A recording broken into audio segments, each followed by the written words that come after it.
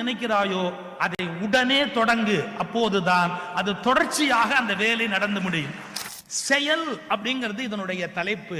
வாழ்க்கையில் செயல் என்பது ரொம்ப முக்கியம். வெறும் சொல்லுனால என்ன நன்மை இருக்கு? நிறைய பிளான் பண்ணிக்கிட்டே இருப்பான், ஒரு துரும்ப கூட கேள்விப்பட மாட்டான். சைனீஸோட வெற்றி என்னன்னு சொல்றான். ஒரு பிரிட்ஜ் கட்டுறதா இருந்தா 10 மாதம் திட்டமிடுகிறார்கள், 2 மாதத்தில் கட்டி முடிக்கிறார்கள். இதான் சீனாவுடைய வெற்றிக்கு காரணம். 12 மாதமும் திட்டமிடுகிறார்கள், எதையும் கட்டாமலேயே விட்டு விடுகிறார்கள்னா அந்த நாடு எப்படி முன்னேறும்? திட்டமிடணும். ஆனா எப்ப செயல்ல இறங்க போற அப்படிங்கிறது ரொம்ப முக்கியம். திட்டம் மட்டும் இடுகிறவர்களை செயலில் இறக்குவதற்குத்தான் இந்த செயலி உருவாக்கப்பட்டிருக்கிறது. இது ஒரு செயலி, இது ஒரு ஆப்.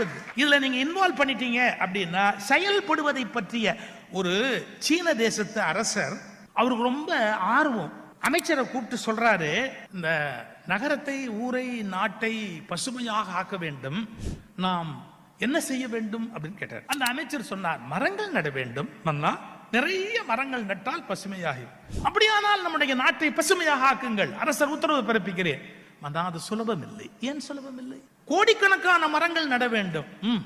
மரங்கள் வளர்ந்து பலன் தருவதற்கு நாளாகும். இந்த நாடு முழுவதும் நட்டு பசுமையாக மாற்றுவதற்கு பல வருட கணக்காக கூட ஆகலாம். எனவே அது சாத்தியமில்லை அப்படின்னார்.